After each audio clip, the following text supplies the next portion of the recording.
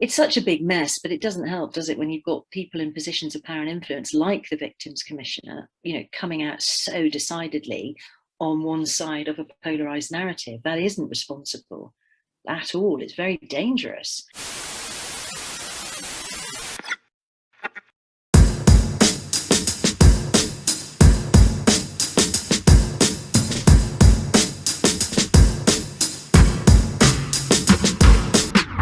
This is the fourth addendum to my recent analysis of the Channel 4 Dispatches documentary Torn Apart, Family Courts Uncovered, that, believe it or not, has recently been nominated for Investigation of the Year by the British Press Gazette. Ofcom have confirmed that despite this very prestigious nomination, their now 4-month-long assessment of the 550 plus complaints concerning accuracy, impartiality, offence, sex discrimination and bias against fathers and victims of parental alienation is apparently still very much ongoing, and there are all sorts of other related matters also bubbling away in the background. So it is becoming increasingly fascinating to wonder how this may ultimately all play out. But in the meantime, the primary purpose of this presentation is to fulfill a promise that I made in my main analysis, which was to provide a summary of the response received from the London Victims Commissioner in relation to a number of questions I put to her about her role in the documentary and her post-broadcast communications on social media,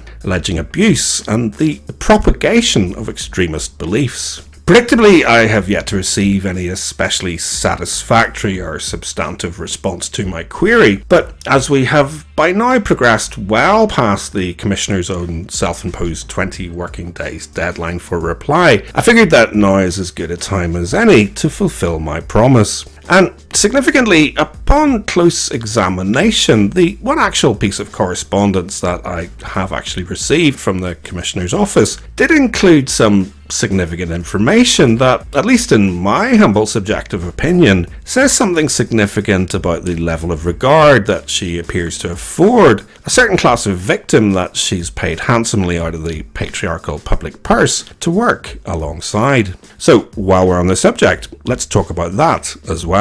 It happens to men too, you know. Alright, gentlemen, let's do this.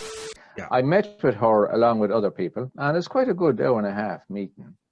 And some of her researchers had demonstrated that the closer the 50-50 domestic violence was, depended upon the better quality research done by it by various few organisations, independent organisations of any gender. But we knew very well that her meeting us was only a face-saving exercise to say that she'd met with male victims of domestic abuse. That's all that was. And I knew that, but I didn't say that. I engaged properly. Sure. And she has now totally come out clearly against fathers being involved in rearing children where there's allegations of domestic abuse, what she calls domestic abuse. It doesn't have to be proven. But this is the twist in the words, you see, the semantics, that they get away so much with. It's a mockery that she should be in that position with that view.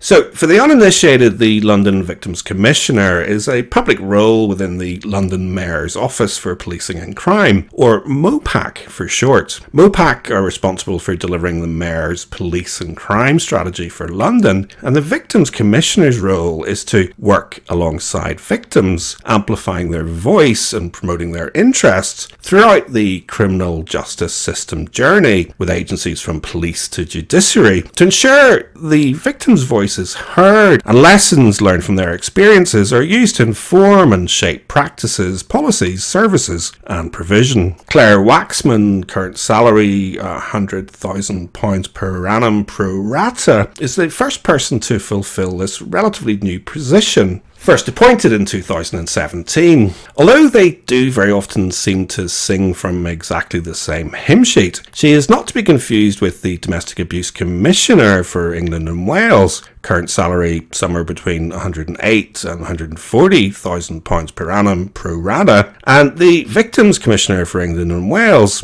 current salary £108,000 per year. Technically and indeed legally speaking, the commissioners will have been appointed to champion victims without fear or favour, and certainly without any preconceived notions or prejudice towards people with particular personal characteristics such as race, disability, religion, philosophical belief, sexual orientation, or sex. I say technically because, at least to some extent, their direction of travel will inevitably be informed by their own personal experiences, politics, philosophical beliefs, and even potentially prejudice. And you'd be surprised by exactly how much disagreement there can be over who it is that can be reasonably perceived as a victim in the context of such roles. By way of example, the first time they attempted to appoint someone to represent victims in Northern Ireland, there was so much debate about who it should be and how to define a victim that in order to secure community confidence, they ended up appointing a grand total of 4 commissioners at great expense to the public. And so the approach, actions and indeed inactions of these commissioners will inevitably come under significant scrutiny. And in my experience, not all male domestic abuse victims of parental alienation, and fathers faced with false allegations in family courts do not generally feel that people like Claire Waxman are interested in working alongside them as victims or amplifying their voice and promoting their interests throughout their criminal justice journey. Sometimes quite the opposite, in fact. The current Victims Commissioner for England and Wales is a former Labour MP who some feel has spent decades minimising the visibility of male victims of abuse. The Domestic Abuse Commissioner's most relevant experience appears to have come from a 20-year career working almost exclusively with female victims. And the London Victims Commissioner, well, as you're about to learn, appears to be relatively ignorant about the most basic needs of some subsections of the people she purports to represent. None of them spoke up when not one single group representing male, disabled or LGBT victims were invited to give evidence during recent parliamentary hearings about the domestic abuse bill, nor did they take issue with the fact that at the height of lockdown, numerous government ministers and others were directing male victims to phone a domestic abuse helpline that doesn't really offer them any help. But obviously, because people are trapped at home, they're stuck at home, they're using other means of communication, such as the helpline, such as the online services, such as the helpline which is up on your screen right now, to actually seek support. So the refuges, the charities themselves are working flat out, and they're doing an amazing job right now. And they're working across the country, and it's both for men, it's both for women, and also for children who too are victims. You can also call the National Domestic Abuse Helpline. They're available 24/7 and can take your calls on 0808 2000 247. And they'll offer you non-judgmental advice, support and information. In all of this context, and given her role as a spokesperson for all victims, Claire Waxman's appearance in the Dispatches documentary, and particularly her apparent support for the narrative spun by its makers, was highly significant indeed. So we have cases where victims have said to me, if I'd known what it was going to be like through the family court, I'd have stayed in the abusive relationship because I'd learned how to manage that abuse. In the family courts, it's out of my control. I can't manage it, and it's relentless. It almost feels like the courts are colluding with their perpetrator and enabling the perpetrator to continue that abusive behaviour. It certainly gave the appearance that the Commissioner had clearly come down heavily on one side of a hotly debated issue. And so in August, I reached out to Claire Waxman to ask her view on the fact that the programme she appeared in had received so many complaints. I was also especially curious to get to the bottom of her rather cryptic post-broadcast tweet, which, after an initial assessment, appeared to indicate that she was attempting to unfairly portray victims of the other side of that argument as abusive trolls and determined propagandists promulgating harmful extremist beliefs. As I highlighted in part 1 of my Dispatches analysis, after a relatively thorough study of post-broadcast Twitter threads, I was only able to identify one tweet that I would reasonably perceive as abusive. So I asked the Commissioner to confirm the following in relation to her public statement: the nature of the abuse she witnessed, action taken by the Commissioner's office to report this abuse to the appropriate authorities and or social media platforms, any outcomes arising from this action, and exactly what harmful extremist beliefs does the Commissioner believe were being promulgated by these determined propagandists. Predictably, but also kind of incredibly, with the exception of an automatic reply that committed to a response within 20 working days, the Commissioner and her office effectively blanked me and opted not to respond to any of my 3 emails, meaning that, as far as I'm aware, Claire Waxman's statement concerning the 550 plus complaints to Ofcom, many of which will have come from members of the demographic that she purports to represent, is essentially no comment. I did eventually get some sort of slight answer to my other questions in late October. This came via a Freedom of Information request, and given that I was reliably informed that the Commissioner and her team assisted with the full fulfilment of this request, I am therefore to understand that she is prepared for this to be considered as her full and final response. Something that is all the more extraordinary because, contrary to the Freedom of Information Act, and at the very least from my perspective, it appeared that the Commissioner may have opted to withhold information both from myself and the MOPAC Freedom of Information team. The response I received did confirm that the Commissioner or someone in her team contacted Twitter, presumably via a MOPAC official account, to report the alleged abuse mentioned in her post-broadcast statement. The response also advised that no other information was available in relation to my other questions. And yet, it logically follows that the nature of this alleged abuse will also have been known to the person complaining, and also presumably Twitter's response and ultimate assessment of the Commissioner's perception of abuse.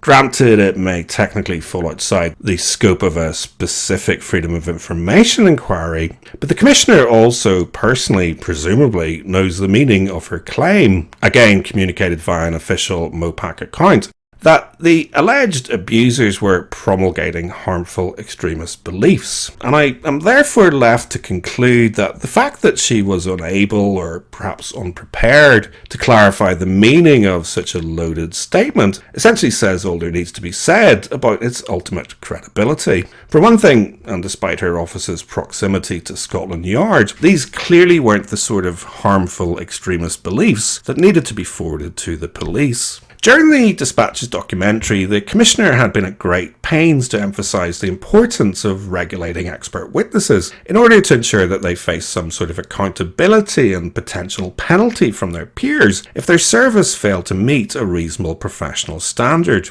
And so, on this occasion, I decided to submit a complaint regarding the distinctly amateurish attitude emanating from Ms. Waxman's office. Realistically, I wasn't expecting any especially meaningful outcome arising from engagement with any of Sadiq Khan's other public-facing emissaries, but the main reason I bothered to at least go through the motions was my sincere hope that such an intervention might eventually lead to positive change in at least one small, but not entirely insignificant way. Here's the relevant section of my letter of complaint. I would like to raise an urgent concern about the quality and appropriateness of signposting provided to vulnerable victims of domestic abuse by the Commissioner's office. Having reviewed the only direct response that I have received from her, the aforementioned auto reply, I am concerned to note that the Commissioner is currently offering the following advice to correspondents to her inbox. If you are experiencing domestic abuse or violence and need support or advice, please visit Women's Aid's website or call the National 24-Hour Domestic Violence Helpline. This service is open to all, regardless of gender or sexuality. I would request that the Commissioner and MOPAC both review this advice as a matter of urgency. My understanding is that both Women's Aid and the National Domestic Violence Helpline continue to directly and openly discriminate against potential service users on grounds of sex, and that consequently neither services signposted to are open to all, regardless of gender or sexuality. I find it deeply concerning that a Victims Commissioner would promulgate such a potentially harmful and incorrect belief. Please ensure that MOPAC urgently review advice provided to all potential victims of abuse and ensure that male victims are made aware that they can visit the Mankind Initiative's website or call their confidential helpline for male victims of domestic abuse. Needless to say, MOPAC take such complaints very seriously, and there is a clear expectation that their staff will uphold their values and provide a professional service to the public. And after a thorough investigation, they concluded that the Commissioner had not behaved contrary to MOPAC expectations. Somewhat surprisingly, the Head of Oversight in Governance and Professionalism in the Mayor's Office for Policing and Crime also dismissed my concerns regarding the Commissioner's current signposting practices, stating the following in their response. Having reviewed the automated message and the signposting therein, I can find no evidence to support your assertion that both Women's Aid and the National Domestic Violence Helpline continue to directly and openly discriminate against potential service users on grounds of sex. The National Domestic Violence Helpline is open 24 hours a day and is run by the organisation Refuge. Refuge's website states that at Refuge we believe that everybody has a right to live a life free from violence. Our professional staff are highly trained to work with everyone experiencing domestic abuse, including heterosexual, gay, bisexual and transgender men. Women's Aid also provides support for male and female survivors of domestic abuse. If someone contacts the Victims Commissioner and, my emphasis, presents themselves as a victim, then a personal tailored response is always provided based on the situation, including referrals to specialist support organisations for men where relevant and appropriate. Personally, I'm not entirely convinced that this bodes well for the quality of the virtual front door the Commissioner has commissioned to ensure that victims can access comprehensive online information and advice about the pathways available to them when they need them most.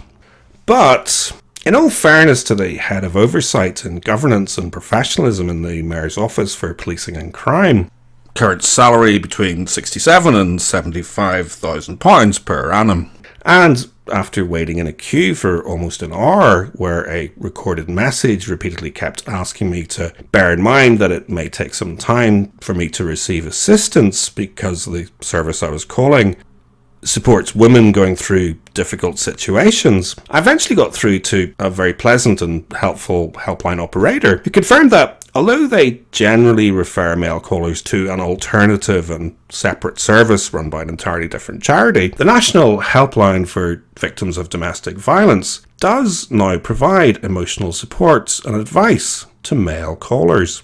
In my defence, one of the most experienced advocates for male victims of domestic abuse in the entire UK wasn't aware of this development when I discussed the service with him, quite literally last week. And last year, at the 31st time of asking Refuge what happens to male callers to their helpline, psychologist Deborah Powney was advised that they are immediately referred to the men's advice line run by that aforementioned entirely different charity. Although, to be entirely accurate, and despite having over a month to get their story straight, Refuge initially informed Deborah that although the service is branded as a women's helpline, if they do receive calls from men, their staff will always listen, risk assess, address any safeguarding issues, and validate their experience before eventually referring them to the men's advice line. This response was subsequently deleted and replaced with what presumably was their official position in the summer of 2020. And if you've watched my 2020 presentation considering the specific question, what happens when someone calls the National Domestic Violence Helpline, then you may now be wondering if this not insignificant new development now leaves Refuge significantly more vulnerable to complaints of sex discrimination in relation to both their current employment and service provision practices. Needless to say, this will be a matter that the Glass Blind Spot will be considering in further detail very soon. But For now, I think it's fair to say that I am far from the first person to have found reason to question the appropriateness of the London Victim Commissioner's current conduct. And significantly, all three of the expert witnesses I had interviewed for my main analysis all raised different concerns about her ability to perform her duties in an impartial and fully professional manner. I've already featured relevant excerpts from 2 of those interviews, and I will conclude this presentation in the context of the quite troubling concerns highlighted in the third. Well, I'm just very interested in Claire Wexton's Twitter profile and as to who she follows, who within the PA lobby there is evidence that some of those have been trolled. I'm very interested that she follows Natalie Page, and who is presented in the Dispatches programme is an expert on experts, who is actually a troll and is actually not qualified to judge people. One of the problems and the reasons that they could not get expert witnesses to speak on this matter is due to the trolling. There's a number of websites being set up. There was a colleague alerted me, and it was through the court said where he was being trolled on Twitter, trying to identify cases where he had been the expert on to undermine his work. And then having spoken to other guardians even, I'm aware that solicitors in NIAS have been targeted, and I became aware of 2 other psychologists who have had websites set up criticising their work. Wow. So there's a great personal and professional risk in doing this work.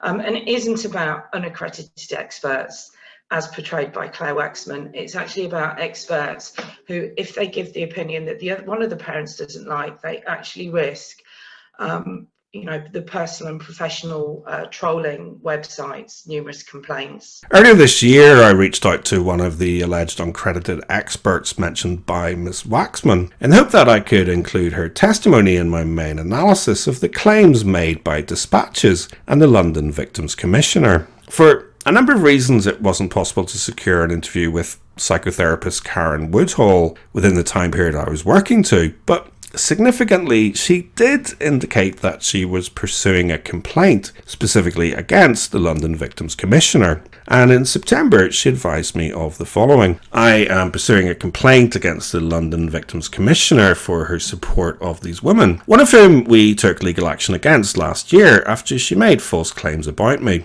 I have been the target of a campaign of false and malicious allegations by a very unwell woman in London who has recently been suspended from Twitter for hateful conduct. The London Victims Commissioner was following this woman on Twitter. When I drew her attention to this and told her that I had to leave London because this woman had posted my address on the internet, she ignored me and refused to stop following. The London Victims Commissioner has, in my view, shown extremely poor judgment and is pursuing an ill-thought-out campaign in which she advocates selectively for people she sees as victims. It is shocking behaviour for someone in a position of public trust. Karen also updated me recently to confirm that her concerns have now progressed to stage 3 of MOPAC's complaint process, and noted that Sophie Linden, London's Deputy Mayor for Policing and Crime, current salary £132,000, had advised her that the London Victims Commissioner cannot represent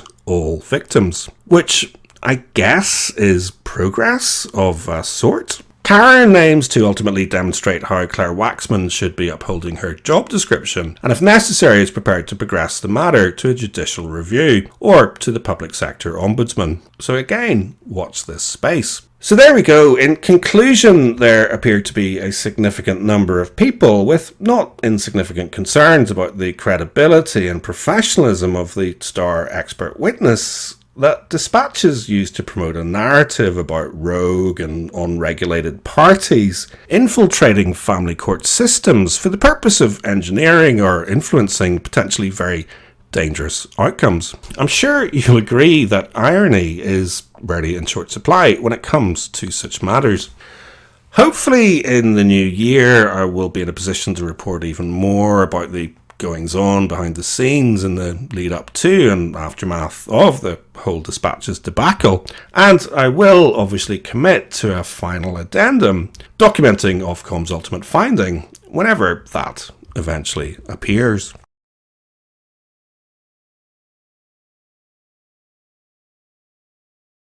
Can't you see it too? There's an elephant in the room. The Glass Blind Spot is brought to you by you, because it's your views, your likes and your comments that keep this show on the road.